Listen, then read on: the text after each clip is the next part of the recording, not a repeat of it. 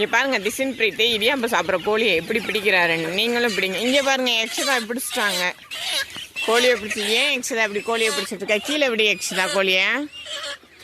அதுவும் இடியாப்பம் சாப்பிடட்டும்.